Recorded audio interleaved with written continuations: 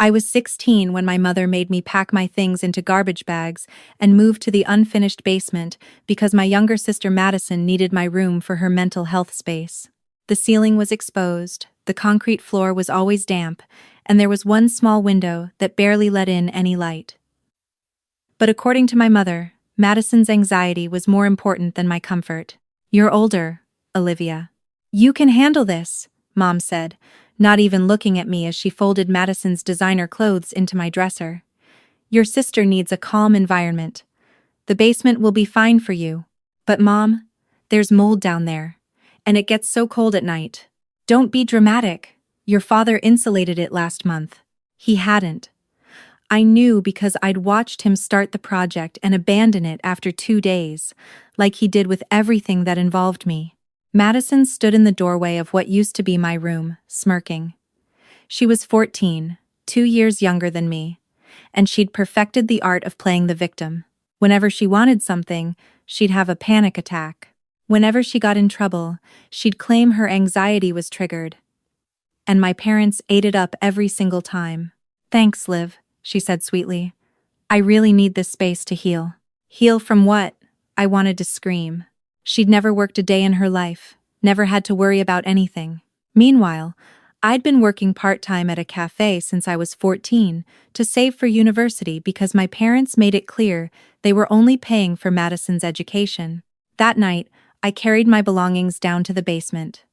The stairs creaked under my weight, and when I reached the bottom, the smell of mildew hit me immediately. I set up my mattress on a wooden pallet my father had left down there, trying to keep it off the damp floor. The single light bulb hanging from the ceiling flickered constantly. This was my new reality. Winter came early that year in Thunder Bay. October brought freezing rain and temperatures that dropped below zero. The basement became unbearable. My breath would fog in the air when I woke up. I'd pile on every sweater I owned and still shiver through the night. One evening in late October, I was studying for a chemistry exam when I heard shouting upstairs. Madison was having another one of her episodes, something about her Wi-Fi being too slow for her gaming live stream. She wanted to be a gaming influencer and spent 6 hours a day streaming herself playing video games to her 200 followers. I heard my father's heavy footsteps on the floor above me, then my mother's voice, sharp and insistent, then silence. Then the sound of my father's boots on the basement stairs. "Olivia, we need to talk." I looked up from my textbook. My father stood at the bottom of the stairs, his hands in his pockets, not quite meeting my eyes. "Madison needs the basement for her streaming setup. The lighting is better down here, and it'll be quieter for her content." I stared at him. "Where am I supposed to go?" "We winterized the shed in the backyard. It'll be fine." "The shed? Dad, it's October. It's freezing outside. We put a space heater in there. You'll be warm enough." I felt something crack inside my chest. "You're making me sleep in the shed so Madison can make gaming videos? Don't use that tone with me. Your sister is building a career. This is important to her. You're in your last year of high school anyway. You'll be gone to university soon. With what money? You told me I'm on my own for that." His face hardened. "We're giving you a place to stay, and food to eat. That's more than enough. Now pack your things. Madison needs to set up tonight." I wanted to fight. I wanted to scream at him that this was insane, that no parent should treat their child like this. But I'd learned years ago that fighting only made things worse. So I packed my garbage bags again, my hands shaking with cold and rage. The shed was 8 feet by 10 feet. There was barely room for my mattress and a small plastic dresser. My father had installed one outlet for the space heater, but I quickly realized it wasn't enough. The walls were thin, and the wind cut through the gaps in the wood. That first night, I wore every piece of clothing I owned and still couldn't get warm. I could see the house from the shed's tiny window. I could see the glow of Madison's new streaming setup in the basement, the colorful LED lights she'd installed. I could see my parents moving around in the warm, comfortable house that I was no longer welcome in. Around midnight, it started to snow. Not the gentle, pretty snow of Christmas cards, but the heavy, wet snow that Ontario is famous for, the kind that buries everything. I watched it accumulate on the shed's roof, heard it sliding off in heavy clumps. The space heater struggled against the cold. I buried myself under every blanket I had and tried not to cry. By 3 in the morning, the power went out. The space heater died. The temperature in the shed plummeted. I could see my breath in thick clouds. My fingers were going numb. I tried to warm them under my arms, but it wasn't working. I was genuinely scared now. I knew about hypothermia. I knew people could die from exposure even in their own backyards. I pulled out my phone with shaking hands. The battery was at 12%. I looked at my contact list. My parents? They'd put me here. My friends? They were all asleep, and their parents wouldn't get involved in family matters.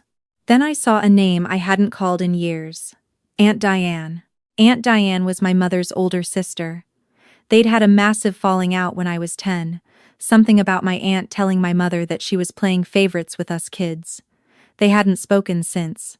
I barely remembered my aunt, but I knew she lived somewhere in Thunder Bay. I pressed call, praying she hadn't changed her number.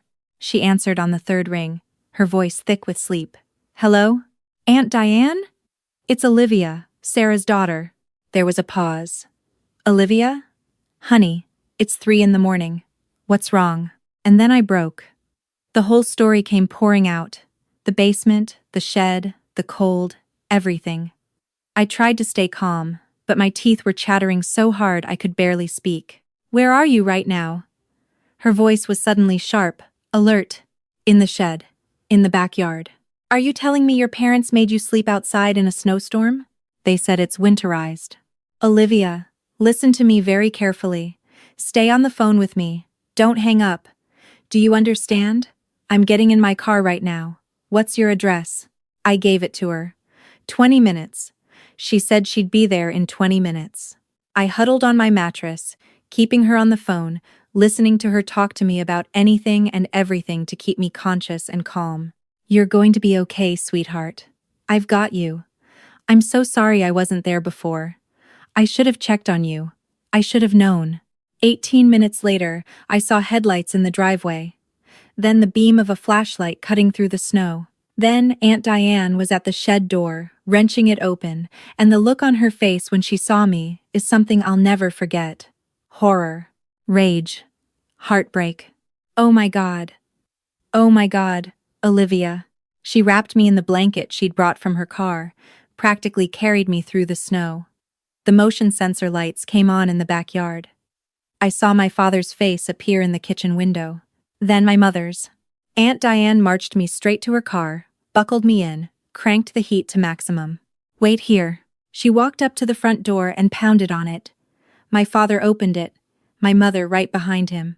I couldn't hear what was said, but I saw Aunt Diane pointing at me in the car, pointing at the shed, pointing at them. I saw my mother's face go red, saw my father try to close the door, saw Aunt Diane wedge her foot in it. Madison appeared behind them, filming the whole thing on her phone for her live stream. 5 minutes later, Aunt Diane was back in the car. We're going to my place. Don't worry about anything. But, your parents just lost custody of you. I recorded everything they said.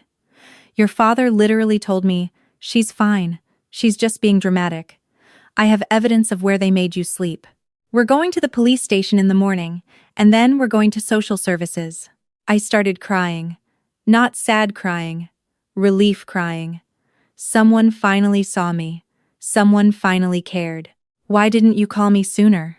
Aunt Diane asked softly. I didn't think anyone would believe me. I believe you, and I'm never letting you go back there. She kept her word. The next morning, we went to the police. I showed them the shed, the exposed insulation, the inadequate heating. I showed them photos I'd taken of the mold in the basement. Social services opened an investigation immediately. My parents tried to fight it. They claimed I was exaggerating, that I was a troubled teen who was lying for attention. Madison backed them up, posting videos on her social media about her dramatic sister who's trying to ruin their family. But Aunt Diane had evidence. Photos, recordings. The space heater that was never rated for overnight use in an uninsulated shed.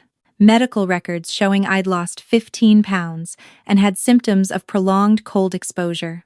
3 weeks later, I was granted emergency custody to Aunt Diane. My parents were investigated for neglect and endangerment. They weren't charged criminally, but they were put on a watch list, and I never had to go back. Aunt Diane's house was small but warm. She gave me her spare bedroom and told me I could paint it any color I wanted. She helped me apply for student loans and scholarships. She came to my school events. She asked about my day. Basic things that parents are supposed to do, but mine never did. "Why are you doing all this?" I asked her one night over dinner. "Because you're my niece, and I love you. And because I failed you once by not staying in your life after I fought with your mother, I won't fail you again." "What was the fight about?" Aunt Diane set down her fork. "I told your mother she was destroying you by treating Madison like a princess and you like an afterthought. I told her that one day you'd realize you didn't owe her anything, and she'd lose you forever. She told me to mind my own business and never come back. You were right. I wish I hadn't been." I finished high school while living with Aunt Diane.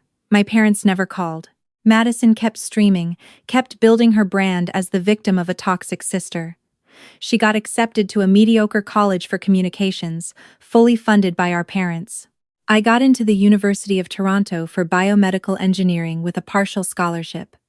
Aunt Diane helped me with the rest. She drove me to Toronto, helped me move into my dorm, and cried when she hugged me goodbye. "I'm so proud of you, Olivia. You survived, and now you're going to thrive." And I did. I threw myself into my studies. I made friends who couldn't believe my childhood story.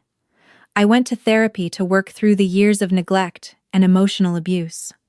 I built a life that was mine. I didn't speak to my parents for 7 years. Then, 2 months ago, I got a call from a number I didn't recognize. "Is this Olivia Chen?" "Yes. This is Patricia Morrison from Morrison & Associates law firm. I'm calling regarding the estate of Diane Chen." My heart stopped. "What about my aunt?" "I'm very sorry to inform you that Miss Chen passed away last week from a sudden cardiac event." The world tilted. Aunt Diane was only 58. She was healthy. She was supposed to be at my graduation next year. She was supposed to meet my future children. She was supposed to be there. "Miss Chen, I need to schedule a time for you to come to our office for the reading of the will. Are you available this Friday at 2 p.m? I was in shock, but I managed to say yes. The funeral was small. Aunt Diane had never married, never had children. Her friends came, some colleagues, me. I delivered the eulogy and barely made it through. She'd saved my life, and I never got to thank her enough. My parents didn't come. Madison didn't come. I didn't expect them to. They'd never forgiven Aunt Diane for stealing me. Friday came. I sat in the lawyer's office, numb, waiting. The receptionist offered me coffee. I couldn't drink it. Then the office door opened, and my mother walked in. My father, Madison. I hadn't seen them in 7 years. My mother had more gray hair. My father had gained weight. Madison looked exactly like her Instagram photos, designer clothes and perfect makeup. "What are you doing here?" I asked. "We're family," my mother said, like the last 7 years hadn't happened. "Of course we're here. You didn't come to the funeral." "We had prior commitments," my father said. Madison had a brand partnership event. The lawyer, Miss Morrison, walked in and saved me from responding. She was a tall woman in her 60s, with sharp eyes that took in the dynamic immediately. "Thank you all for coming. Let's begin." She opened a folder and pulled out Aunt Diane's will. It was dated from 3 years ago, recently updated. Diane Chen was very clear about her wishes and asked that I read this letter aloud before we discussed the distribution of assets. She pulled out a handwritten letter. Aunt Diane's handwriting. My eyes immediately filled with tears. Miss Morrison cleared her throat and began to read. "To my sister Sarah, her husband Mark, and their daughter Madison. You are here because you're hoping I left you something. I know you are. You made it very clear over the years that you thought I was well off, that I had money saved, that my house in Thunder Bay was paid off. You're right about all of that. But you need to understand something. When I took Olivia in 7 years ago, you cut me off completely. You told everyone who would listen that I'd kidnapped your daughter, that I'd poisoned her against you, that I was a bitter old woman who was jealous of your happy family. You never once asked if Olivia was okay. You never apologized for making your 16-year-old child sleep in an unheated shed in a Canadian winter. You never acknowledged that you could have killed her. You treated her like she was disposable. Like she was less important than Madison's gaming career, less important than keeping up appearances, less important than anything else in your lives. I want you to know that Olivia blossomed in my care. She graduated top of her class. She got into one of the best universities in the country. She's studying to become a biomedical engineer. She's kind, brilliant, resilient, and determined. She's everything you never gave her credit for being. And she did all of it without you. My mother's face was white. My father was staring at the table. Madison was on her phone, barely paying attention.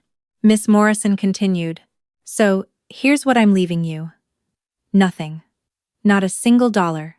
Not a single item. You don't deserve anything from me. And you certainly don't deserve Olivia. To Olivia, my beautiful, strong niece, I'm leaving you everything. My house, my savings, my investments. It's not a fortune, but it's enough to finish your education without debt and start your career with security. But there's a condition. I looked up, confused. A condition? The condition is this. I want you to use part of this money to create a scholarship fund for teenagers who've experienced parental neglect or abuse. I want you to help other kids who are like you were. Kids who are sleeping in basements and sheds and cars because their parents don't value them. I want you to break the cycle, Olivia. I want you to show them what we both know to be true. Your worth has nothing to do with how your parents treated you. It has everything to do with who you choose to become. I was openly crying now. Miss Morrison paused, then looked directly at me. The estate is valued at approximately $1.2 million. The house, investments, savings accounts, it's all yours, provided you agree to establish the scholarship fund with at least $200,000 of it. My mother stood up so fast her chair fell over. This is insane. She was our daughter first. We have rights. You have no rights, Miss Morrison said coldly. You gave those up when you neglected Olivia. And before you think about contesting this will, you should know that Diane documented everything. Every medical report, every photo, every social services document. If you contest, I will bring all of it into public record. Is that really what you want? My father grabbed my mother's arm. Sarah, let's go. Madison finally looked up from her phone. Wait, Mom, are we seriously getting nothing? She had a whole house. Let's go, my father repeated. My mother turned to me. Her face twisted with something I couldn't quite read. Anger? Regret? You poisoned her against us. No, I said quietly. You did that yourself when you decided Madison mattered more than I did. They left. The door closed behind them. Silence. Miss Morrison handed me a tissue. Are you all right? She really left me everything? Every last penny. And between you and me, Diane was one of the smartest women I've ever met. She invested wisely. She lived modestly. She saved everything she could, so she could give you the future your parents wouldn't. I couldn't speak. I just sat there, holding Aunt Diane's letter, crying. That was 2 months ago. Since then, I've started the process of establishing the Diane Chen Scholarship Fund for youth in need. I've partnered with several organizations that work with at-risk teenagers. I've set up a system where kids can apply confidentially, where they can get help with education costs, housing assistance, and counseling services. I've also started speaking at high schools about recognizing abuse and knowing when to ask for help. I tell my story. I tell them about the shed, about the cold, about being too scared to speak up because I thought no one would believe me.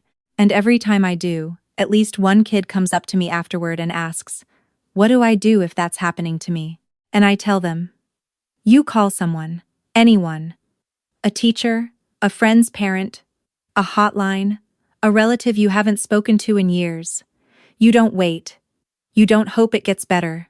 You ask for help, because you deserve better than this. Some people have asked me if I regret not forgiving my parents, if I think I'm being too harsh.